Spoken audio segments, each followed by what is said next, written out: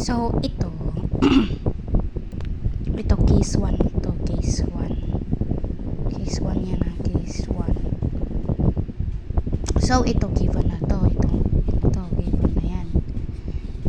Tapos yung hinahanap, yung unknown is yung mass. Tapos yung gagamitin mo formula is mass equals give mole xg slash mole. Tapos, di ba meron siyang ito, CH18. O, yan. So, gagawin mo lang dyan is, hanapin mo lang yung ng itong dalawang to. Like ito, C. So, yung C ng, yung number ng C na katabi niya is 8. Kaya nalagay dyan. So, tas ito din, yung H, 18. Yun, 18. Tas, pagtatay mo siya dun sa, dito sa periodic table. Makukuha to sa periodic table. Hindi na i-run off ko kayo dito. Ito, hindi na gagawin. Ganito na. I-run off siya. May run off pala siya.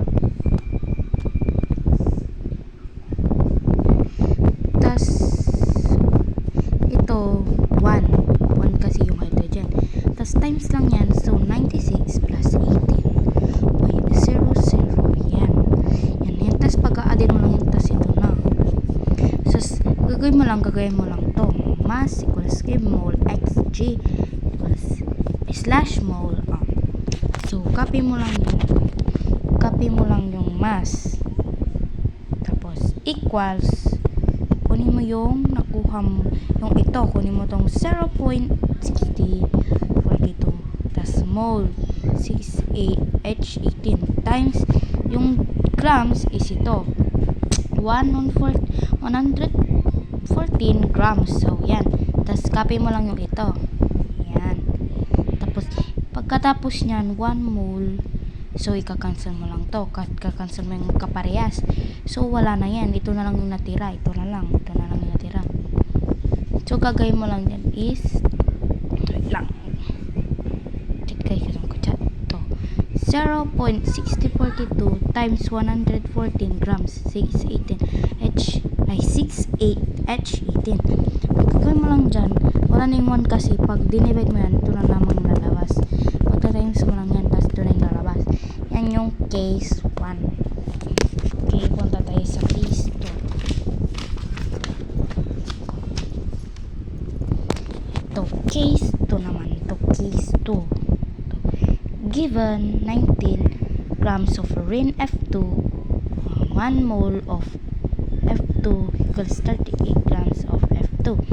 So, gagawin mo dyan. Kung wala yung number dito na 2, wag mo daw ita-times 2 dito. So, parang lang yan, 19 na, parang ganun.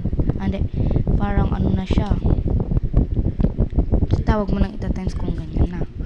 So, magiging 19 lang yun, parang 19 na tayo. Pero kapag may 2 is, ita-times mo siya, like, 1 mole of F2 equals 38 grams of F2. So, ito yung lumabas sa ito. Tas, ang unknown dito is yung mole of F2. Number of mole F2. So, H, ito, of mole given equals given mass. Ito yung ito yung formula natin. So, pwede yan. So, copy mo lang yung given mass. Yung given mass ito, yung given mass. So, copy mo lang yan. 19 grams of F2. Tapos, times 1 mole of F2. Ito yan, 1 mole of F2. Kasi, mole. Ito yung mole natin. Mole. Ito yung mass. Tapos, yung grams niya is 38 kasi kinuha mo na siya dito, 38. Ayan. 38 grams. Tapos, kakancel mo ulit yung magkapareho. Tapos, times mo siya. So, 19 lang siya. Tapos, divide. So, nakuha mo is 0.5 mole of F2. So, ito naman kapag case 1 to. Yung element dito is 3. 1, 2, 3. So, B, A is 1. Tapos, yung N is 2. Ganito naman yung gagawin mo kapag tatlo yung element. Tapos, yung 0 is 4 kasi, 2 times 2 equals 4. Ayan. Tapos, hanapin mo lang yung nito, average atomic mass dun sa periodic table. Pwede yan.